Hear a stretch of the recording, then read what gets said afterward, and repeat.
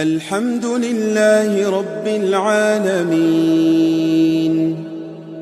الرحمن الرحيم مالك يوم الدين إياك نعبد وإياك نستعين اهدنا الصراط المستقيم صراط الذين أنعمت عليهم غير المغضوب عليهم ولا الضالين.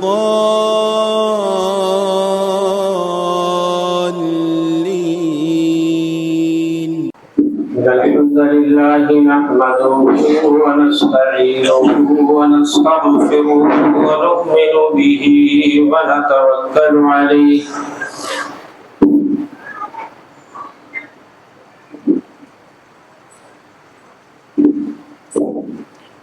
ونعوذ بالله من شرور أنفسنا ومن سيئات أعمالنا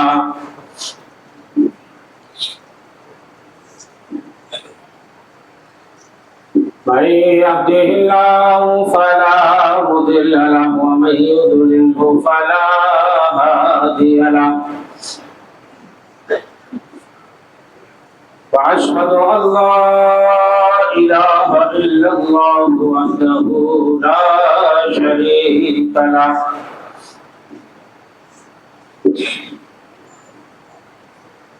وأشهد أن محمدا عبده ورسوله أما بعد فإن خير الحديث كتاب الله وخير الهدي هدي محمد صلى الله عليه وسلم وشر الأمور محدثاتها وكل محدثة بدعة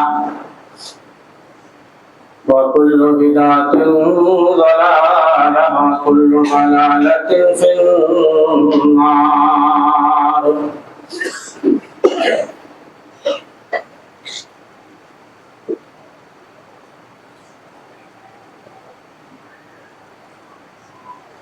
يقول الله سبحانه وتعالى في كتابه الحكيم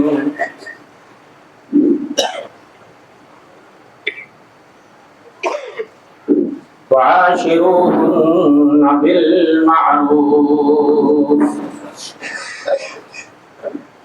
تمام تعریفیں حمد و ستائش کبریائی بزرگی عظمت و جلالت اللہ تبارک و تعالیٰ کے لیے لائق و سزاوار ہے، جو سارے جہانوں کا خالق و مالک ہے، اور ربی اور پالنہار ہے۔ بعد بے شمار درود و سلام نازل ہو اس کے آخری نبی اور رسول جناب محمد مصطفیٰ صلی اللہ علیہ وسلم پر۔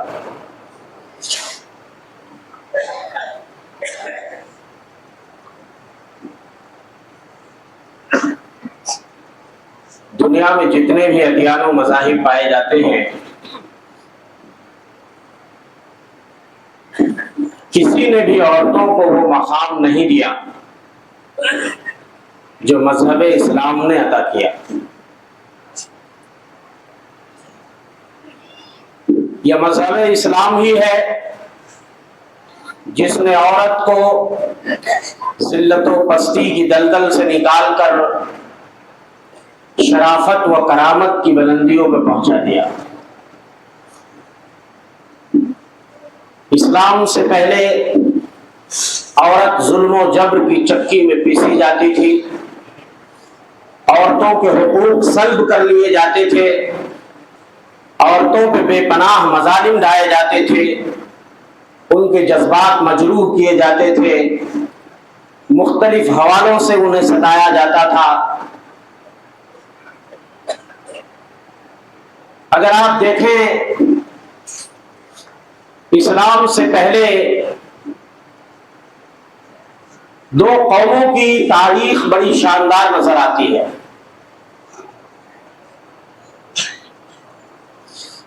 ایک یونان اور دوسرے روم۔ لیکن یہ دونوں قومیں بھی اپنی تمام تر ترقیوں اور روشن خیالیوں کے باوجود عورتوں کے بارے میں کتنا سطحی اور گھٹیا نظریہ رکھتی تھی، اس کا اندازہ اس بات سے آپ لگائیں کہ اہل یونان کے وہاں عورت صرف لذت آفرینی کا ایک وسیلہ اور ذریعہ تھی، اس سے زیادہ کچھ نہیں۔ اور اہل روم کے وہاں عورت انتہائی حقیر اور ذلیل شے تھی جو لوڈیوں کی طرح مارکیٹ میں بیچی اور خریدی جاتی تھی۔ عورتوں کی مشیت اور مرضی کا کوئی دخل نہیں ہوتا تھا۔ کسی عورت کا شوہر اگر مر جاتا تھا تو رومن لیڈی کو کوئی اپنے آپ پہ اختیار نہیں ہوتا تھا۔ اس کے اولیاء جس کے ہاتھوں چاہتے اسے فروخت کر سکتے تھے۔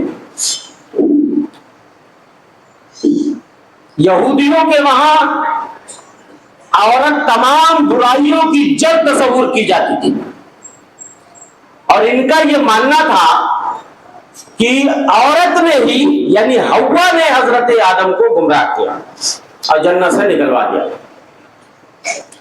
نصارہ جو ہے کرسچن، ان کے وہاں شادی ہی مایوب تصور کی جاتی ہے۔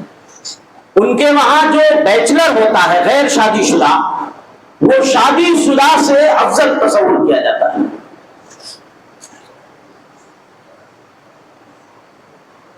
تو جب تہذیب و تمدن کے ان گہواروں میں عورتوں کے ساتھ اتنا برا ویوہار کیا جاتا تھا، تو عرب کے وہ ناخواندہ، وہ بدو، وہ خانہ بدوش، وہ تہذیب ناآشنا، ان کے وہاں عورتوں کے ساتھ کیسا معاملہ کیا جاتا رہا ہوگا، اس کا تو آپ اندازہ لگا سکتے ہیں۔ اسی لیے عربوں کے بعض قبیلے لڑکیوں کو پیدا ہوتے ہی زندہ درگور کر دیتے تھے۔ سارے قبیلے تو یہ جرم نہیں کرتے تھے، لیکن بعض قبیلے لڑکیوں کو پیدا ہوتے ہی زندہ درگور کر دیتے تھے، مٹی میں دبا دیتے تھے۔ اور یہ جرم صرف مرد نہیں کرتے تھے یا عورتیں نہیں کرتی تھی، مرد بھی کرتے تھے اور عورتیں بھی کرتی تھی۔ اصل میں اتنا ہوا کھڑا کر دیا گیا تھا اور لڑکیوں کی ولادت کو اتنا منحوس باور کرا دیا گیا تھا کہ عورتوں کو بھی یہ لگنے لگا تھا کہ یقیناً لڑکی کو دنیا میں زندہ رہنے کا کوئی حق نہیں ہے۔ تو مرد تو کرتے ہی تھے، عورتیں بھی یہ جرم کرتی تھی۔ اسی لیے حضرت ابن عباس فرماتے ہیں کہ زمانے جاہلیت میں جب کوئی عورت حمل سے ہوتی تھی تو پہلے سے گڑھا کھود کے تیار رکھتی تھی، جب ولادت کا وقت آتا تھا تو اس گڑھے کے پاس جاتی تھی، اور اگر لڑکا پیدا ہوتا تو اسے زندہ رکھتی تھی، اور اگر لڑکی ہوتی تھی تو اسے مٹی میں دبا دیتی تھی۔ اسی لیے قرآن نے کہا وَإِذَا الْمَوْءُودَةُ سُئِلَتْ بِأَيِّ ذَنبٍ قُتِلَتْ، یہ جرم جو ہوتا تھا قرآن نے اس کی طرف اشارہ کیا کہ زندہ درگور کی ہوئی لڑکی سے قیامت کے دن پوچھا جائے گا بِأَيِّ ذَنبٍ قُتِلَتْ، کس گناہ کی پاداش میں اسے قتل کر دیا گیا، سوال ہوگا۔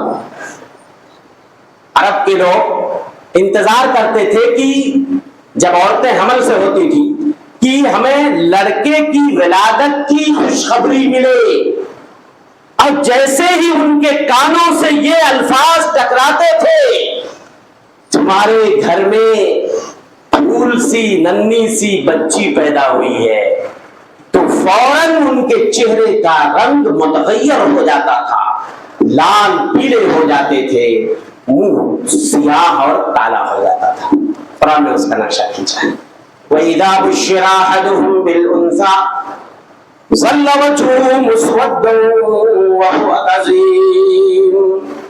جب ان میں سے کسی ایک کو لڑکی کی ولادت کی بشارت دی جاتی تھی، اس کا چہرہ دھواں ہو جاتا تھا، کالا ہو جاتا تھا، غیظ و غضب سے وہ لال پیلا ہونے لگتا تھا۔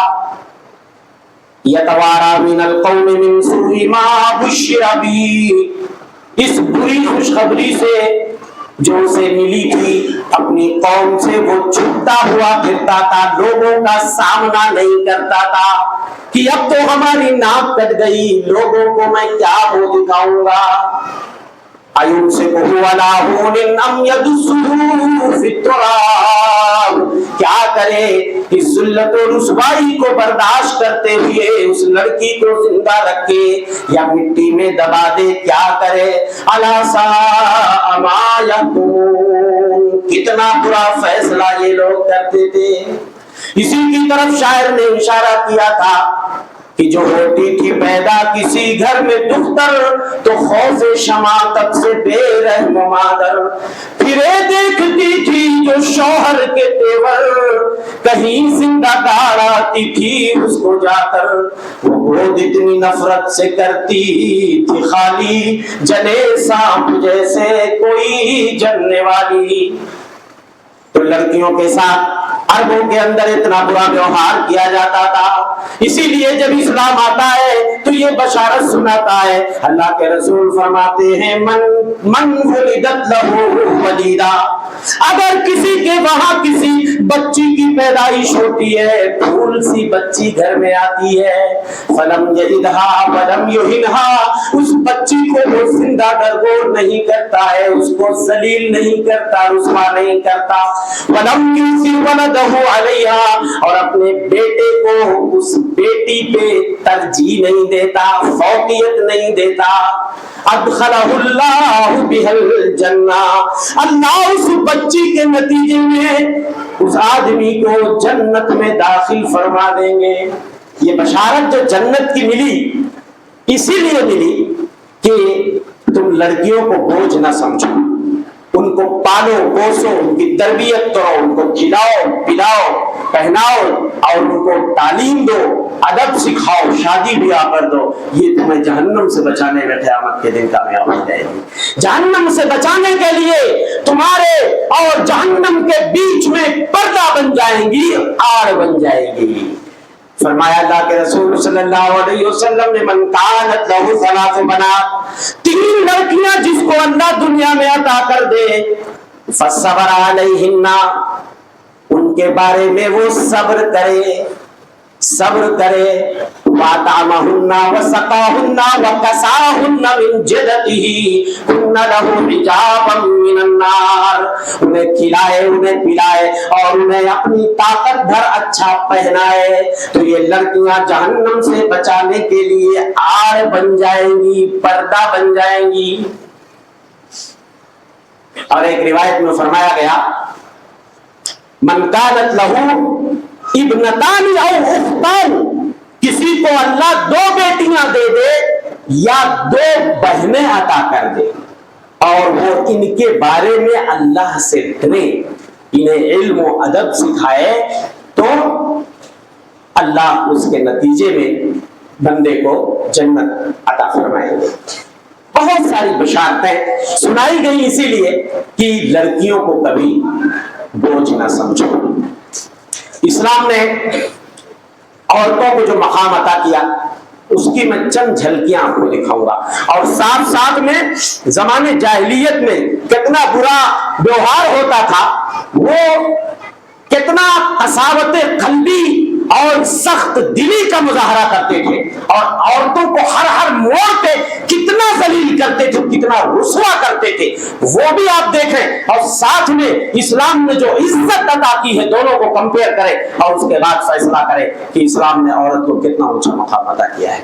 اسلام سے پہلے لوگ جو لڑکیاں زندہ درگور ہونے سے بچ جاتی تھی، زندہ رہ جاتی تھی، ان کو وراثت میں حصہ نہیں دیتے تھے، خلاص ان کا نام کٹ، ساری پراپرٹی کا مالک بیٹا ہوگا، بیٹی کو پھوٹی کوڑی بھی نہیں ملے گی، یہ ڈیسیزن وہ پہلے ہی سنا دیتے تھے. عربوں کا مقولہ تھا لا یرثنا الا من يحمل السیف ويحمل بیضا، ہمارا وارث وہ ہوگا ہمارے مال کا جو تلوار اٹھانا جانتا. لڑکیاں تو تلوار نہیں چلا سکتی، لڑائی نہیں کر سکتے. وَيَحْمِلْ بَيْزَةَ، اور قوم قبیلے کی رکھوالی کر سکے اس کو حصہ ملے گا. صنف نازک کو جو گھروں میں بیٹھی رہتی ہیں انہیں حصہ نہیں ملے گا. آج بھی جاہلیت تو ختم ہو گئی، اسلام کا دور طبقہ آ چکا.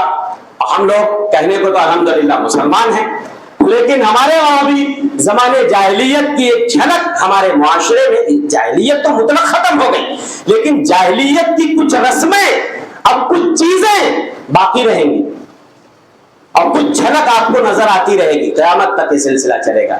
اسی میں سے ایک چیز یہ بھی ہے کہ آج پوری پراپرٹی لوگ لڑکوں کو سونپ دیتے ہیں اور لڑکیوں کو بھوٹی کوڑی نہیں ملتی. کہتے ہیں نا مولوی صاحب شادی بیاہ پہ تو خرچہ کرے نا اتنا لاکھ. ارے بھائی غلط طریقے سے آپ کر رہے ہو تو وراثت سے جو آپ نے اس کا حصہ مارا ہے، غصب کیا ہے، آپ کا دامن نہیں چھوٹنے والا. یہ اللہ رسول سے جڑی بغاوت ہے.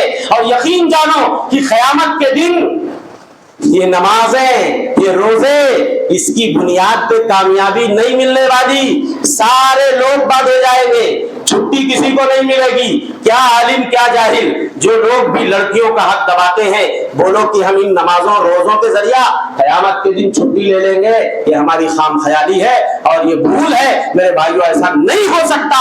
یہ اللہ کا بنایا ہوا نظام ہے، یہ کسی کا بنایا. اللہ نے نمازوں کا حکم دیا مگر طریقہ نہیں بتایا. طریقہ محمد عربی سکھا رہے ہیں. روزہ کا حکم ملا، روزے کا طریقہ محمد عربی بتا رہے ہیں. حج کا حکم ملا، حج کے مناسک اللہ کے رسول صلی اللہ علیہ وسلم جب حج کرنے جاتے ہیں پریکٹیکلی طور پہ لوگوں کو کر کے بتا رہے ہیں اور کہہ رہے لوگوں سیکھ لو، اگلے سال جب حج کے لیے آنا تو ایسے ایسے کرنا. لیکن جب وراثت کا مسئلہ آیا، اللہ نے کسی کو پاور نہیں دیا اور اللہ نے خود ہی بانٹ کر دے دیا. یہ لو تمہارا اتنا حصہ ہے، لڑکا ہے تو ڈبل دینا، لڑکا ہے تو 2 روپیہ دینا اور لڑکی ہے تو 1 روپیہ دینا. اور جتنے رشتہ دار وارث ہو سکتے ہیں سب کے حصے کو اللہ نے بانٹ کر بتا دیا. فیصلہ آپ کو کرنا ہے. تو میرے بھائیوں، ایک تو برا ویوہار یہ ہوتا تھا. دوسرے، لڑکیوں کے ساتھ کتنا برا ویوہار ہوتا تھا کہ کسی لڑکی کا، کسی عورت کا شوہر اگر مر جاتا تھا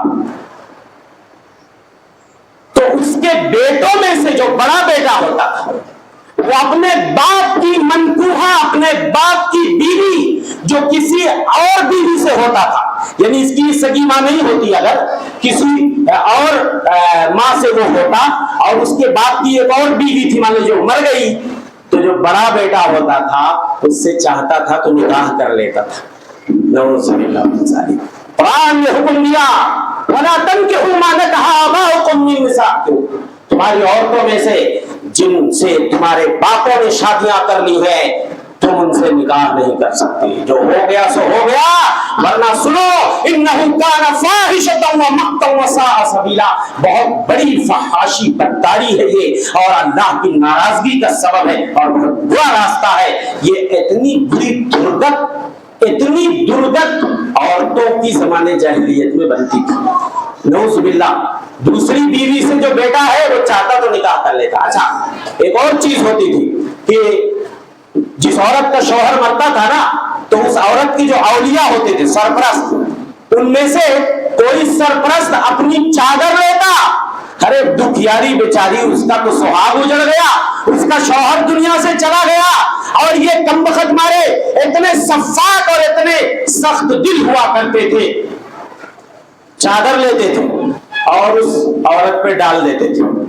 جو سرپرست ہوتے تھے، جو پہلے چادر ڈال دیا وہ اس کی ہو گئی، اس کی ملکیت ہو گئی. اب وہ کچھ نہیں کر سکتی ہے اپنی زندگی میں، کوئی تصرف نہیں کر سکتی. وہ چاہتا تو خود ہی نکاح کر لیتا، مہر بھی نہیں دیتا، اور چاہتا تو کسی دوسرے سے نکاح کا پرمیشن اگر دیتا تھا تو اس شرط پر دیتا تھا کہ جو مہر ملے گا اس کو میں لوں گا، تم نہیں لے سکتی ہو. اللہ قرآن نے اس پہ پابندی لگائی. کہ ایمان والو لا ترثوا النساء کرہا، زبردستی عورتوں کے مالک نہ بنو. ارے جن عورتوں کے مالک تم نہیں ہو، زبردستی تم ان کے مالک بنتے ہو، ان کے مال اور ان کی جائیداد اور پراپرٹی پہ تم قبضہ کرتے ہو. اور کبھی چاہتے تھے تو اسے لٹکا کے رکھتے تھے، نہ خود شادی کرتے نہ دوسرے سے کرنے دیتے. قرآن نے کہا اگر وہ شادی کرنا چاہتی ہے تو تم انہیں منع مت کرو. اللہ، یہ رحم و کرم نہیں ہے تو کیا ہے؟ عورتوں کو اس ذلت اور پستی کی دلدل سے نکالنے والا مذہب اسلام. اگر اسلام نہ آتا تو عورتوں کی حالت جانوروں سے بھی بدتر ہو چکی تھی. اسی طریقے سے انلمیٹڈ شادیاں لوگ کرتے تھے، 10 کرو 12 کرو 15 کرو. قرآن نے اس رسم بد کا خاتمہ کر دیا. قرآن نے کہا اب ایسا نہیں چلے گا. فَانكِحُوا مَا طَابَ لَكُم مِّنَ النِّسَاءِ مَثْنَىٰ وَثُلَاثَ وَرُبَاعَ. 2 کرو 3 کرو 4 کرو، لیکن 4 سے زیادہ کی گنجائش نہیں ہے. فَإِنْ خِفْتُمْ أَلَّا تَعْدِلُوا فَوَاحِدَةً. اگر تم بیویوں میں انصاف نہیں کر سکتے، تمہیں ڈر ہے تو ایک ہی پہ اتفاق کرو، ایک بیوی پہ اتفاق کرو. اگر انصاف نہیں کر سکتے، غیلان ثقفی اسلام لاتے 10 بیویاں تھا. اللہ کے رسول صلی اللہ علیہ وسلم نے کہا نہیں یہ نہیں چلے گا. اسلام میں 6 کو تم نکالو اپنی زوجیت سے، طلاق دو، صرف 4 کو رکھ سکتے. ایسے ہی تماشا بنا کے رکھ لیا تھا لوگوں نے. صبح کو طلاق دیا، شام کو رجوع کر لیا، شام کو رجوع کیا، صبح کو طلاق دے کھلونا بنا لیا تھا. یہ کوئی مٹی کا کھلونا ہے عورت کہ تم صبح کو طلاق دو شام کو واپس کر لو، پھر طلاق دو صبح کو واپس کر لو؟ نہیں. قرآن نے کہا فَامْسِكُوهُنَّ بِمَعْرُوفٍ أَوْ سَرِّحُوهُنَّ بِمَعْرُوفٍ. رکھنا ہے تو ڈھنگ سے رکھو، اچھے طریقے سے رکھو، اور چھوڑنا ہے تو ڈھنگ سے تم عورتوں کو چھوڑ دو. اللہ دوسرا راستہ ان کے لیے بنا دے گا. رکھنا ہے تو عزت سے رکھو، چھوڑنا ہے تو عزت سے چھوڑ دو.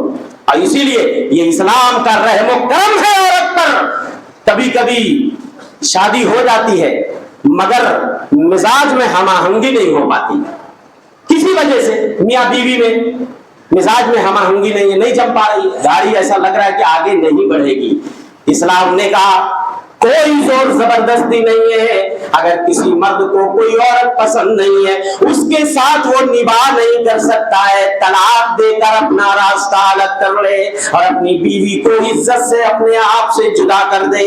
کسی عورت کو اس کا شوہر اگر ناپسند ہے، عورتوں کے لیے بھی اسلام نے دروازہ بند نہیں کیا ہے، عورتوں کے لیے بھی خلا کا دروازہ کھلا رکھا ہے. عورت اپنے شوہر سے اگر اس کو لگتا ہے کہ کسی شوہر کے ساتھ اس کا نباہ نہیں ہو سکتا، زوجیت کی گاڑی آگے نہیں بڑھ سکتی ہے، تو میرے بھائیو زندگی برباد کرنے سے کیا فائدہ؟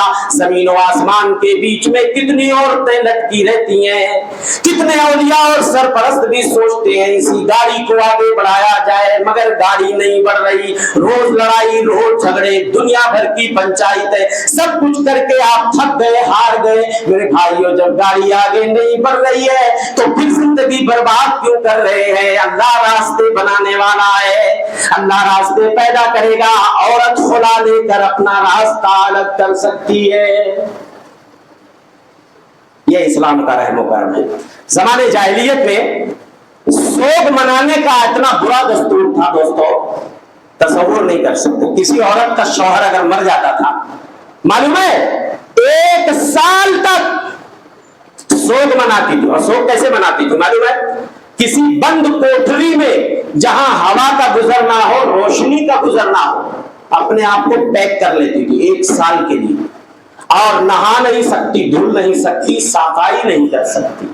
غلاظت اور گندگی کا یہ عالم ہو جاتا تھا کہ اگر کسی پرندے کے بچے کو وہ عورت اپنے پرائیویٹ پارٹ سے اگر ٹچ کر دیتی تو اس قدر پوائزن وہاں پہ ہو جاتا تھا، اتنا زہر بھر جاتا تھا، اتنی غلاظت اور گندگی جمع ہو جاتی تھی کہ وہ پرندے کا بچہ، مرغی کا بچہ اگر اپنے پرائیویٹ پارٹ سے وہ ٹچ کر دے تو پوائزن کی وجہ سے مر جاتا تھا. ذرا سوچو، ذرا دماغ لگاؤ، اتنا برا ویوہار کسی نے تو عورتوں کے ساتھ نہیں کیا ہوگا جتنا زمانے جاہلیت میں۔ ایک سال، اچھا جب ایک سال کی مدت ختم ہوتی تھی تو معلوم ان ظالموں نے کیا رواج بنایا ہوا تھا؟ کیا رواج بنایا ہوا تھا؟ سر پہ گوبر لے کے نکلتی تھی عورت، میگنی، اونٹنی وغیرہ کا گوبر، اور اس گوبر کو ایسے توڑ توڑ کر پھینکتی تھی، سب کو دکھاتی تھی میری عدت ختم ہو گئی، میری عدت اب ختم ہو گئی، اب میں کسی اور سے نکاح کر سکتی، یعنی میری عدت کا پیریڈ ختم ہو گیا۔ پھر بھائیو اسلام نے اس رسم بد کا خاتمہ کیا، 4 مہینے 10 دن حکم دیا، کسی عورت کا شوہر اگر مر جائے تو 4 مہینے 10 دن وہ سوگ منا سکتی ہے یا منائے گی۔ اس کی عدت 4 مہینے 10 دن جو متعین ہوئی، اس پیریڈ میں بھی عورت نہائے گی، دھلے گی، اچھے صاف کپڑے پہنے گی، لیکن زینت اختیار نہیں کرے گی، زیورات نہیں پہنے گی، سرمے نہیں لگائے گی، خوشبو نہیں لگائے گی، بس بقیہ نہائے گی، دھلے گی، کھائے گی، پہنے گی، سب کرے گی۔ اسلام نے اتنا صاف ستھرا مذہب، اور اسلام نے عورتوں کو اس قدر عزت عطا کی کہ دنیا میں، اسی لیے میں کہتا ہوں، نہ کسی قوم میں وہ عزت ملی، نہ کسی دھرم میں ملی، نہ کسی مذہب میں وہ عزت ملی جو عزت مذہب اسلام نے عورتوں کو عطا کی۔ اسلام نے کیا کیا چیزیں عورتوں کو عطا کی؟ عورتیں فطری اعتبار سے کمزور ہیں، کمزور ہوتی کہ نہیں ہوتی؟ یہ ان کی بناوٹ، ان کی خلقت، اسی میں کمزوری ہے، اور اسی کمزوری کا فائدہ لوگ صدیوں سے اٹھاتے چلے آ رہے ہیں۔ بیچاری کمزور تھی نا، اسی لیے اسے دبایا جاتا تھا۔ مذہبی جگہوں پر بھی عورتوں مردوں کی بھیڑ بھاڑ ہوتی تھی، مذہبی جگہوں میں عبادت کے جو استھل ہوتے تھے، مرد یہ سمجھتے تھے ہمارا ادھیکار زیادہ ہے، تو چل پیچھے رہو، تیرے کو ثواب وواب بھی نہیں ملے گا۔ مرد یہ سمجھتے تھے ثواب پہ پورا ادھیکار ہمارا ہے، مذہبی جگہوں پہ پورا ادھیکار ہمارا ہے۔ زمانے جاہلیت میں ان کی عورتیں طواف کرنے کی اگر اجازت دیتے بھی تھے، معلوم ہے ننگے طواف کرتی تھی۔ اللہ اکبر، خانہ کعبہ کے سامنے ان بدماشوں نے اپنے عورتوں کو ننگا گھمایا، ننگے طواف خانہ کعبہ کا کرتی تھی، اور یہ سمجھتے تھے کہ اجر و ثواب پہ صرف ہمارا حق ہے۔ اسلام نے اعلان کیا، سنو، مرد ہے تو ثواب اس کو بھی اتنا ملے گا، عورت ہے تو کسی اچھے عمل پہ، عبادت پہ اس کو بھی اتنا ہی ثواب ملے گا، دونوں میں کوئی فرق نہیں۔ اسلام کے اندر حقوق ہے، معاملات ہیں، عبادتیں ہیں، ان میں کوئی فرق نہیں، مردوں میں کوئی فرق نہیں، عورتوں میں کوئی فرق نہیں۔ اسلام نے اعلان کیا، من عمل صالحا من ذکر او انثی وهو مؤمن، جس نے بھی نیک عمل کیا، چاہے وہ مرد ہے چاہے وہ عورت ہے، شرط یہ ہے کہ مومن ہے، فَلَنُحْيِيَنَّهُ حَيَاةً طَيِّبَةً، ہم اس کو خوشگوار زندگی کی توفیق دے دیں گے۔ عورت ہے تو اس کو بھی، مرد ہے تو اس کو بھی بھرپور ثواب دیں گے، اس کی زندگی کو خوشگوار بنا دیں گے۔ وَلَنُحْيِيَنَّهُ حَيَاةً طَيِّبَةً وَلَنَجْزِيَنَّهُمْ أَجْرَهُمْ بِأَحْسَنِ مَا كَانُوا يَعْمَلُونَ، اور ہم ان کے عمل کا اچھا بدلہ عطا کریں گے۔ اسلام نے اتنا اونچا مقام عطا کیا، عورت کی کمزوری کا اسلام نے کبھی فائدہ نہیں اٹھایا، بلکہ اس کمزوری کی رعایت اسلام نے کتنی کی، ذرا دیکھیے، ایک واقعہ میں نقل کرتا ہوں۔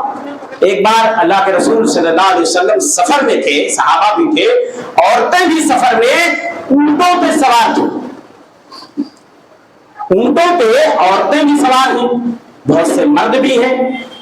انجشا نامی ایک حبشی کالا کلوٹا غلام تھا، اس کی آواز بڑی سریلی تھی، تو رات میں کیا ہوتا ہے جب اونٹوں کو ہٹاتے ہیں نا تو ہودی خانی کرتے ہیں۔ ہودی خانی سمجھتے، ہودی خانی کیا ہوتا؟ چھوٹے چھوٹے اشعار ہوتے ہیں، وہ گایا جاتا ہے، پڑھے جاتے ہیں نغمے کے ساتھ، تو اونٹ جو ہے نا وہ اشعار سن کے مست ہو جاتے ہیں اور اپنی رفتار بڑھا دیتے ہیں۔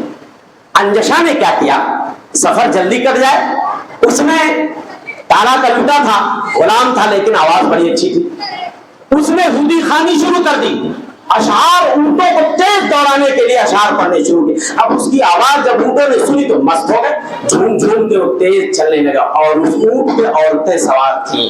کائنات کے امام مدنی سردار نے جب یہ دیکھا تو کہا رویدک یا انجشا سوقک بالقواریر، انجشا ایسی حرکت مت کرو، تمہیں معلوم نہیں ہے کہ ان اونٹوں پہ کون بیٹھی ہے؟ ان اونٹوں پہ آپ گینے ہیں شیشے بیٹھے ہوئے ہیں۔ اللہ کے رسول صلی اللہ علیہ وسلم نے ان عورتوں کو آپ گینوں اور شیشوں سے تشبیہ دی، جیسے شیشہ ٹوٹ کر ہو جاتا ہے۔ اگر تم ان اونٹوں کو تیز بھگاؤ گے، تیز ہانکو گے، عورتوں کو نقصان ہو سکتا ہے۔ ذرا نرمی برتو، آسانی کے ساتھ۔ نرمی کا اسی لیے اسلام نے عورتوں کے ساتھ نرمی کا معاملہ کرنے کا حکم دیا۔ قرآن نے حکم دے دیا وَعَاشِرُوهُنَّ بِالْمَعْرُوفِ، عورتوں کے ساتھ احسان کا معاملہ کرو، بھلائی کا معاملہ کرو۔ اور ایک حدیث میں فرمایا کوئی شخص اپنی بیوی کو نہ پیٹے نہ مارے کہ صبح کو بیوی کی پٹائی کرے اور شام کو بیوی کے ساتھ بستر پر سوئے۔ یار کیسا لگے گا؟ ابھی تم نے بیوی کو پیٹا ہے اور ابھی تم شام کو اس سے فائدہ اٹھاؤ گے۔ اللہ کے رسول نے فرمایا لا یفرق مومن مومنہ، کوئی مومن مرد کسی مومنہ عورت کو، کوئی شوہر اپنی بیوی کو حقیر نہ سمجھے، عیب اس کے اندر نہ نکالے۔ تو مارنے کی پرمیشن اسلام نے یا اجازت عطا کی ہے عورتوں کو، کیونکہ ہوتا کیا ہے ذرا ان کی فطرت میں ٹیڑھا پن ہے، ٹیڑھی پسلی سے پیدا ہوئی ہے تو کچھ نہ کچھ تو رہے گا۔ تو اگر ان کو ایک دم چھوڑ دیا جائے گا تو سر پہ بیٹھ جائیں گی، تو اس لیے تھوڑا ادب سکھانے کے لیے، لیکن اسلام نے اس کے بھی مراحل، ایک بیٹ ڈنڈا اٹھاؤ اور شروع کر دو پیٹنا، ایسا نہیں ہے۔ اسلام نے اسٹیپ بائی اسٹیپ پہلے اس کو سمجھاؤ، نصیحت کرو، دیکھ بھائی یہ عادت چھوڑ دو، یہ اچھا نہیں ہے، پھر بھی عورت نہیں مان رہی ہے۔ دوسرا اسٹیپ کیا ہے؟ سمجھانے بجھانے سے نہیں مان رہی ہے، بستر الگ کر دو، بستر الگ کرنے سے نہیں مان رہی ہے تو مار سکتے ہو، اور مارنے کا بھی ضابطہ اسلام نے بتا دیا کہ چہرے پہ نہ مارو، لا تضرب الوجہ۔ ایک صحابی نے پوچھا اللہ کے رسول ہمارا حق عورتوں پہ تو ہے، دنیا جانتی ہے، مرد تو جانتے ہیں کہ ان کا حق بیویوں پہ ہے، بیویوں کا حق شوہروں پہ کیا ہے؟ آپ نے فرمایا بیویوں کا حق شوہروں پہ یہ ہے جو تم کھاؤ وہ کھلاؤ، جو پہنو وہ پہناؤ، جہاں رہتے ہو وہاں رکھو، ولا تضرب الوجہ، چہرے پہ نہ مارو، چہرے پہ نہ مارو، اگر ضرورت مار کی پڑے تو، ورنہ مارنا تو اچھی چیز نہیں ہے، اسلام نے مار کو پسند نہیں کیا ہے، لیکن شدید ضرورت اگر حاجت ہے تو چہرے پہ نہ مارو، اور اتنا تیز نہ مارو کہ ہڈی ٹوٹ جائے، چمڑی پھٹ جائے، ہلکی مار، ایک آدھ چپٹ لگا دیا، مسواک سے مار دیا ہلکے سے، اور ولا تہجر الا فی البیت، گھر سے باہر نہ نکالو، گھر سے باہر مت نکالو، اگر سزا دینی ہے تو گھر میں ہی اس کا بستر الگ کر دو۔ یہ اسلام نے رحم و کرم، یہ نہیں ہے تو کیا ہے مجھے بتائیے۔ اب جو لوگ عورتوں کو جانوروں کی طرح پیٹتے ہیں، عورتوں کو پیر کی جوتی سمجھتے ہیں، میرے بھائیو اللہ کے رسول نے فرمایا اولئک لیسوا بخیارکم، یہ لوگ جو عورتوں کو بے تحاشا مارتے ہیں پیٹتے ہیں یہ اچھے نہیں ہو سکتے۔ تو لوگوں سنو، میں تم میں سب سے اچھا ہوں، اور تم میں سب سے اچھا وہ ہے جو اپنی بیوی کے لیے بچوں کے لیے اچھا ہو۔ اس حدیث کا ایک پس منظر ہے تو بتا کے اپنی بات ختم کروں گا۔ اصل میں مدینہ مکے میں کیا ہوتا تھا، مکے کے مرد جو ہے نا عورتوں پہ غالب رہتے تھے، کنٹرول مردوں کا ہوتا تھا، اور مدینے کی عورتیں ذرا مدینے کے مردوں پہ غالب رہتی تھی۔ مدینے والے ذرا نرم دل ہوتے تھے، آج بھی ہیں، اب مکے والے ذرا ٹائٹ رہتے تھے۔ تو جب مکے سے لوگ ہجرت کر کے مدینے آئے صحابہ، یہاں آ کر کے انہوں نے مدینے کی عورتوں سے شادیاں کی. تو یہاں پر معاملہ ذرا الٹا ہونے لگا. تو یہاں پہ مدینے کی عورتیں اپنے شوہروں کے پہ غالب رہتی تھیں، تو مکے والوں کو یہ اچھا نہیں لگتا تھا، یہ تو یار الٹا ہو رہا ہے. تو مار دیتے تھے عورتوں کو. تو ایک وقت ایسا آیا کہ جب زیادہ مارنے لگے لوگ تو اللہ کے رسول صلی اللہ علیہ وسلم نے منع کر دیا، کوئی عورت کو نہیں مارے گا. اب سارے صحابہ نے ہاتھ کھینچ لیا. اب بھائی نبی کا آدمی نہیں سا گیا، نبی کا حکم آ گیا تو کوئی بھی نہیں ڈنڈا چلا سکتا، کوئی نہیں مار سکتا، ہاتھ نہیں چلا سکتا. تو اب جب مارنے سے منع کر دیا گیا تو عورتیں اتنا سر پہ چڑھ گئی، اتنا سر پہ چڑھ گئی کہ اب وہ شیر ہو گئی، ایک دم مورچلی جس کو بولتے کہ اب تو ہمارا کا بگاڑ لے ہو، اب تو نبی نے ہی منع کیا، اب مار تھوڑی نہ پئی ہو. تو اب پریشان ہو گئے صحابہ. تو حضرت عمر آپ کو پتا ہے جلالی صحابی تھے، غصے والے، جوشیلے. انہوں نے آ کر کے شکایت کی اللہ کے رسول صلی اللہ علیہ وسلم، جب سے آپ نے مارنے میں پابندی لگائی ہے عورتیں سروں پہ چڑھی جا رہی ہیں. تو اللہ کے رسول صلی اللہ علیہ وسلم نے اجازت عطا کر دی، اب مار سکتے ہو. لیکن وہ فارمولہ اپنی جگہ رہے گا کہ مار سکتے ہو لیکن تیز نہیں مار سکتے، چہرے پہ نہیں مار سکتے، ہڈی نہیں توڑ سکتے، چمڑی نہیں توڑ سکتے، ادھیر سکتے، وہ اپنی جگہ پہ باقی رہے. اب صحابہ نے جب پرمیشن ملا نا تو اتنی پٹائی ہوئی، اتنی پٹائی مدینے میں کہ پورا شور مچ گیا پورے مدینے میں. اتنی زیادہ پٹائی ہوئی عورتوں کی کہ نبی کے گھروں پر شکایت کرنے کے لیے عورتوں کی بھیڑ لگ گئی. کوئی باہر سے تو روبت چلی آتی، کوئی باہر سے روبت چلی آتی کہ آج بہت ماری گئے. بھیڑ لگ گئی. کائنات کے امام مدنی سردار باہر آئے، کیا تماشا مچا رکھا ہے، آخر یہ عورتیں کس بات کی شکایت کر رہی ہیں. صحابہ نے بتایا اللہ کے رسول صلی اللہ علیہ وسلم آج آپ نے مارنے کی اجازت عطا کی ہے تو لوگوں نے اپنی بھڑاس پھوٹ نکالی ہے. آپ نے فرمایا میں نے تو اس طرح مارنے کے لیے نہیں کہا تھا، اولئک لیسوا بخیارکم، جن لوگوں نے اپنی بیویوں کی بے تحاشا پٹائی کی ہے اچھے نہیں ہو سکتے، اچھے نہیں ہو سکتے.